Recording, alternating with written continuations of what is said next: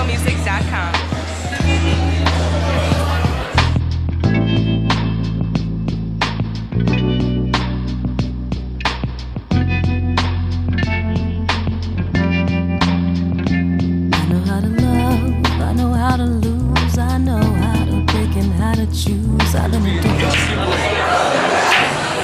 What's up, y'all?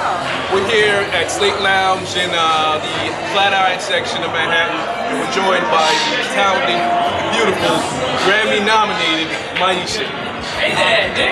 Hey, what's up?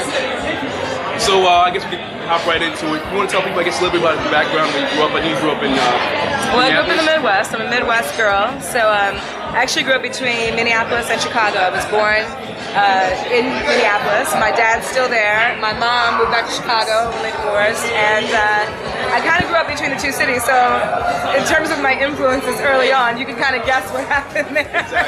Exactly. A lot of Prince, a lot of house. Chicago. A lot of jazz. It was a pretty cool upbringing though. I mean, I think if you're gonna, you know, I mean, I'm a city kid, let's put it that way. So moving to New York was pretty natural for me because I'd already lived in big cities like my whole life. So yeah. How long have you been in New York? I've been in New York, oh gosh, I'm thinking about, well, over a decade now because I went to college here. So I guess I went to Sarah Lawrence. Yeah. So yeah, I came really early. I was a baby because I went a little early. But yeah, so I've been here. I'm a New Yorker at this point. About 12 years maybe. And what are some of your, I guess, influences growing up? You talk about like the kinds of music, what artists, I guess, really inspired you and kind of, you know, you found yourself singing to? Well, yeah, well, I mean, I was kind of, you know, it's an 80s baby, essentially, you know, in the sense that, like, I was, you know, my parents are both music lovers. I'm the only musician in my family, but, you know, my parents really got me into so many things. My dad was the one who introduced me to like Gil Scott-Heron and Phyllis Hyman. My mom really had me into Motown because that's what she would always play. One of my earliest memories is being like 2 years old in the backseat of the car and asking my mom to play Brown Natalie because that's how I knew Natalie Cole. Brown Natalie. And so, you know, it kind of came from everywhere. But then at the same time, you know, because I was part of that first MTV generation, I also had this whole like rock catalog, you know, like I remember like the Twisted Sister videos and all that kind of stuff. So I, you know, Beastie Boys, like all that stuff that they were playing before they were playing black people, really. And it's all kind of found its way into my music, like, you know, both the soul and the rock and the pop. You know, it's all there. At what point, I guess, did you decide that you wanted to actually be a singer? What was that moment that made you say, you know, this is what I want to do? Well, I was always singing.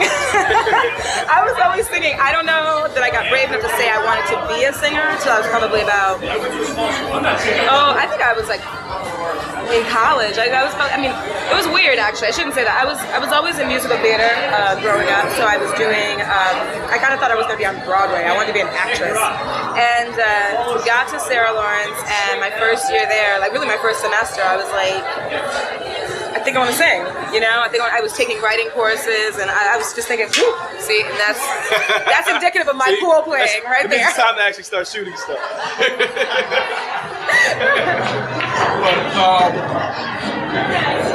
I guess the next question would be, as far as musical influences now, I guess, who influences you now? Who you actually listen to in your personal time? A lot of the same people I was listening to then. I mean, I'm a huge fan of, you know, Stevie Wonder's, but I'm also a huge fan of David Bowie. I really dug Estelle's album. I thought she did such a great job on that. I'm a huge Robin Thicke fan, particularly his first album, actually. I mean, I love his R&B stuff, but I thought the first album was brilliant. Adele, I dig. Roisin Murphy, who's an English artist, I really, really like her. You know, the list goes on and on. I kind of like draw from all over. So, you know, I'm just, like one day I might be listening to like, you know, The Gossip, and the next day I could be listening to Shaka Khan. Like, I try to really like mix it up and just kind of keep drawing my influences from everywhere, really. I mean, you know, I think I'm just, to be honest, I'm influenced by good music at large, no matter what genre it falls into, because I think good music is good music, you know? I read on Wiki, actually, that you were a Ford model at one point. I still am a Ford model. Still talk about that a little bit? Yeah, you know, it's I got out of college and I, like most college graduates, didn't really know what I was going to do. And I was, I think, a little tentative about trying to like throw myself into like the whole process of auditioning and doing all that kind of stuff. And at the time, I actually was considerably heavier than I am now because I had an eating disorder for many, many years. And so a friend of mine was like, well, why don't you try plus size modeling? And I was like, I didn't know anything about that. I was like, what does that mean exactly? Are we talking about like moo-moos and things? She was like, no, you can make some good money. I was like, well, I need good money because I have all these student loans to pay off.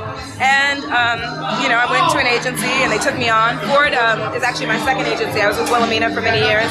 And, you know, 10 years later, I'm still doing it. Not as much as I used to, but I still, you know, I still travel around and work for people. Obviously, the music has always been my first love. And now that I'm able to do that as my career, you know, it's been a long time coming, trying to build to that point. But it's a, you know, modeling's a great gig to have. In the meantime, you can make good money, and I wouldn't have been able to sustain a music career or, you know, spend the time in the studio or have the freedom to do performances or any of that kind of stuff if I wasn't modeling, to be honest. So, you know, nice work if you can get it, I guess. Alright, so you have a album that's out now called This Much Is True. Yes. We'll talk a little about the album and, you know. Well, it's my first album, and it was a long time coming because it's really like the culmination of 7 years of work with my producer, who's now my label head, Scott Jacoby, and we co-wrote the entire album together with the exception of the one cover we do, which is Sledgehammer. And,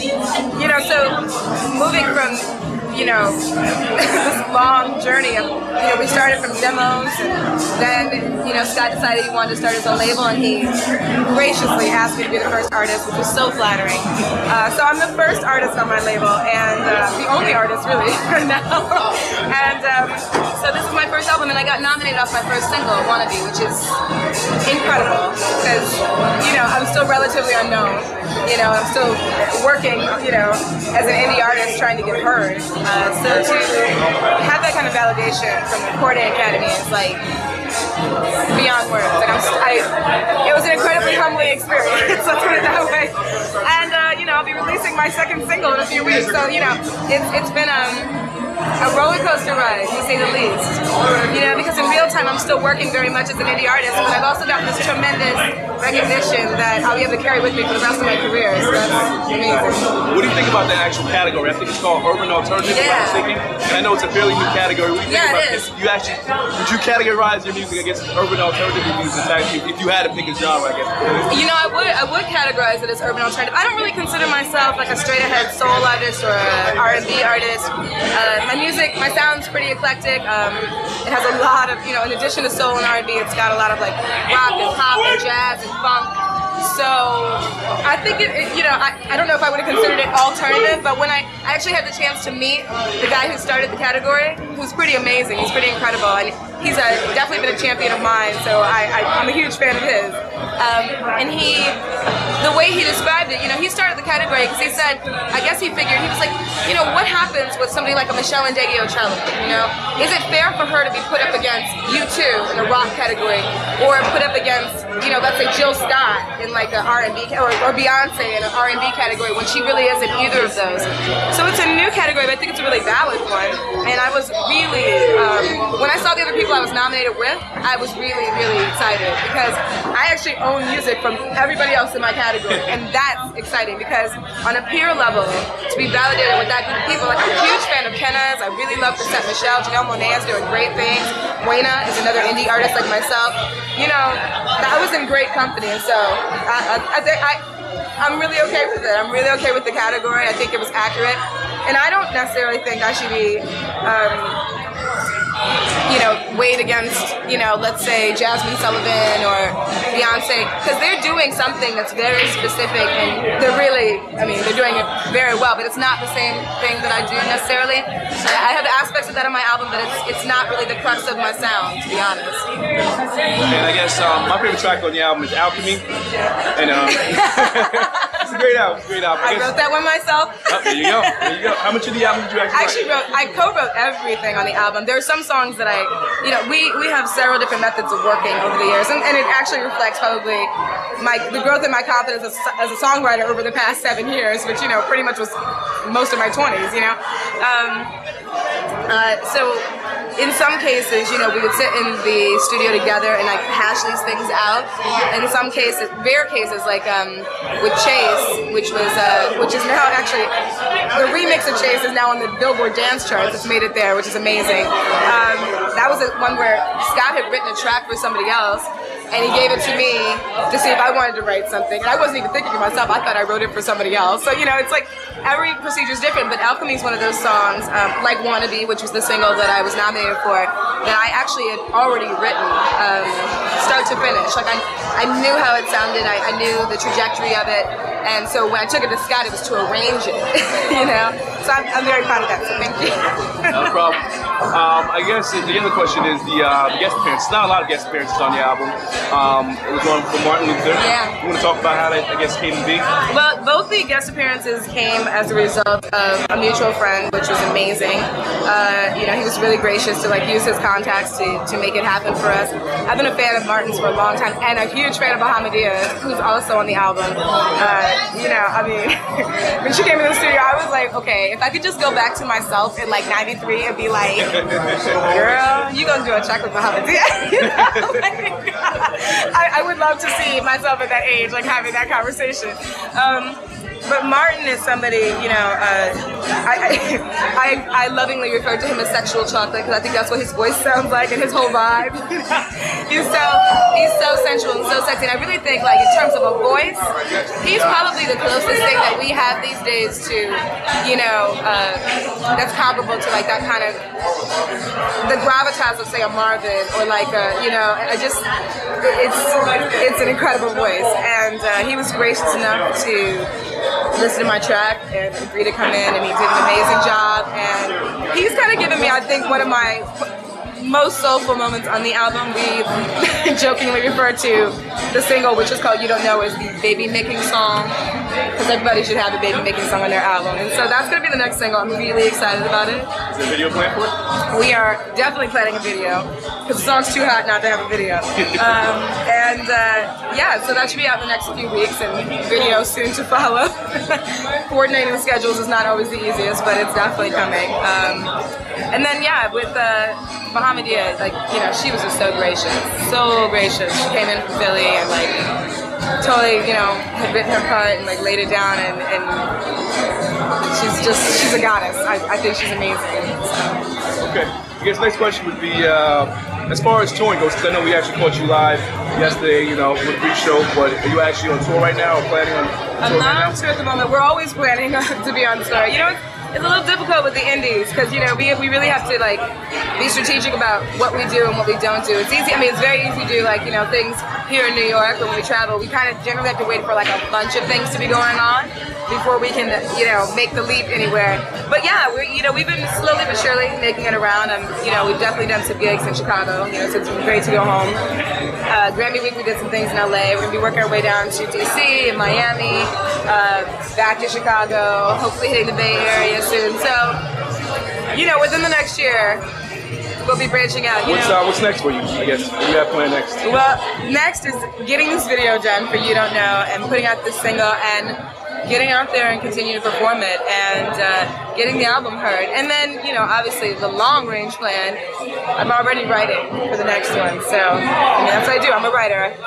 Everything you hear on my album, I wrote the words. So, you know, just giving them more of me, really. That's what's next. And where can everybody go, I guess, to hear more of your music, to buy the album, to see, check the tour dates? Yeah, well, the best place to go for all of that is Maiysha.com, which is MAIYSHA.com. But, you know, to find the music, Amazon, iTunes, Best Buy, Barnes & Noble, Borders, it's out there. It's out there. So, but if you want a preview, come to Maiysha.com. You can hear some of it there. I'm on MySpace, I'm on Facebook, I'm on Twitter. People can find me. I'm on Wikipedia. Okay, that's it. This is music.com. Maiysha, thank you for having us. Okay, so are we going to murder this? All right. Watch a shot.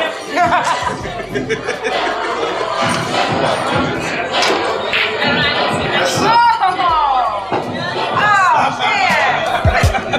I can't compete with that. There are nights when I got you on the line, and the only words that I can find are, baby, come